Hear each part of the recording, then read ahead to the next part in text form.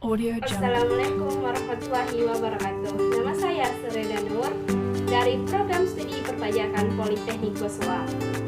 Kali ini saya akan menjelaskan mengenai apa sih itu pajak penghasilan pasal 22, bagaimana cara perhitungan, penyetoran, dan pelaporannya.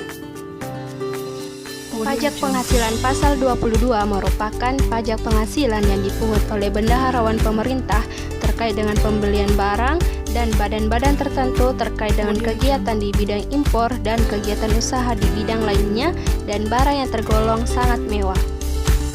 Pajak penghasilan pasal 22 tentang impor barang tertentu dengan tarif 7,5% baik yang dilakukan oleh importir dengan memiliki angka pengenal importir atau tidak memiliki angka pengenal importir. Impor barang adalah salah satu kegiatan yang dijadikan objek pengenaan atau pemungutan PPh pasal 22.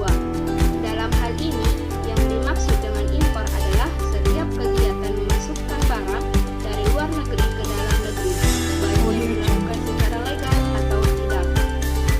Dalam PPh pasal 22 impor, umumnya disetor sendiri oleh importir melalui bank devisa Kaniaga. Subjek yang dikenakan PPh pasal 22 dalam hal ini adalah importir yang melakukan impor barang tersebut. Contoh perhitungan PPh pasal 22 atas impor. Ini adalah contoh perhitungan nilai impor pada tahun 2010. Setiap kita ingin menentukan nilai impor suatu barang, kita harus memperhatikan kurs dan nilai tukar dolar ke rupiah. Menghitung PPh pasal 22 di atas importir yang tidak mempunyai angka pengenal importir.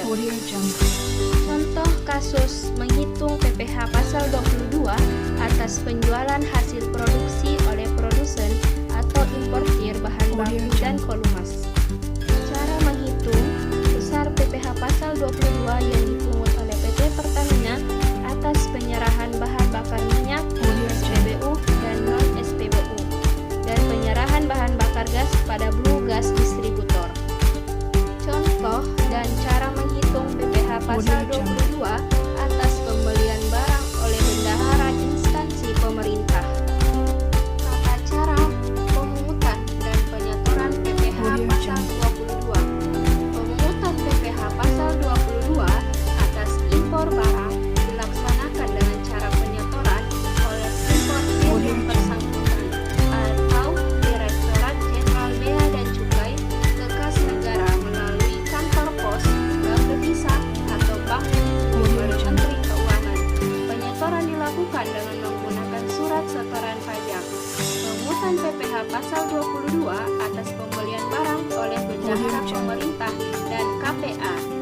Bendahara pengeluaran dan pejabat penerbit surat perintah membayar wajib disetor oleh pemungut khas negara melalui kantor pos, bank devisa, atau bank yang ditunjuk oleh Menteri Keuangan dengan menggunakan surat setoran pajak yang telah diisi atas nama rekanan serta ditandatangani oleh pemungut pajak.